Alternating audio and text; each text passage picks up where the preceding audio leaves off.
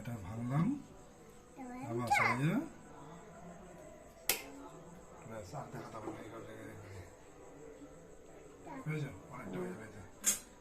চল কি রান্না হবে আজকে? হচ্ছে ফুলকপির মশলা কচুরি।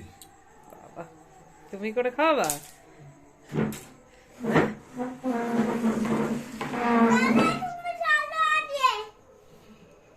চলো, কেমন হবে দেখতে থাকো।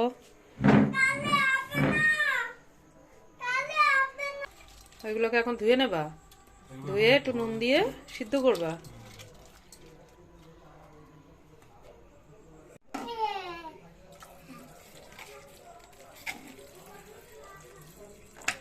আর একটু দাও জল।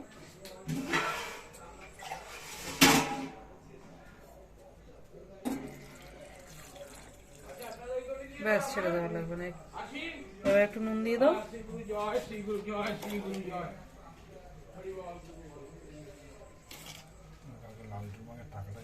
ব্যাস,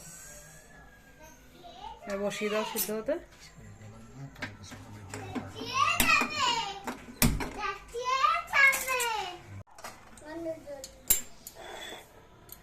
দেখো, ফুলকপি সিদ্ধ আমাদের হয়ে গেছে, একদম নরম হয়ে গেছে। দেখো, এটাকে এখন আমরা হচ্ছে মিক্সিতে পেস্ট করে নেবো ভালো করে।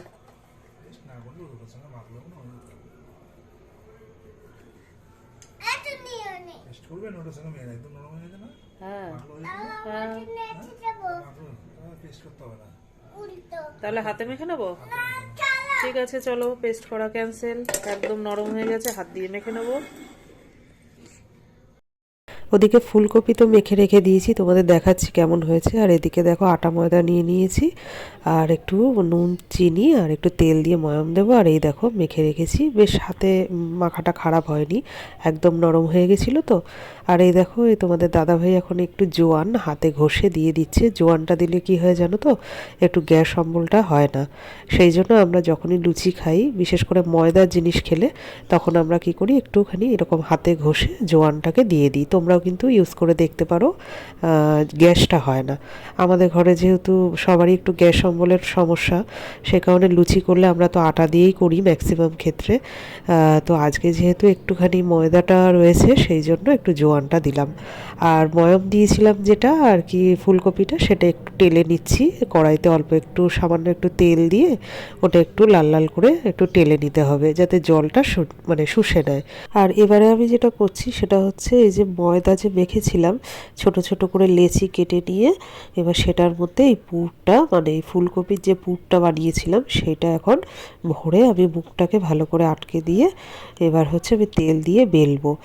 বেলার সময় কি হবে আমি জানি না, তবে প্রথমবার যেহেতু ট্রাই করছি, সেই জন্য বলতে পারবো না। আলুর পরোটা যেমন করেছিলাম তখন তো ফাটেনি, এখন কেমন হবে বুঝতে পারছি না। আগে লেচিগুলো করে নিই, তারপর তোমাদেরকে দেখাচ্ছি।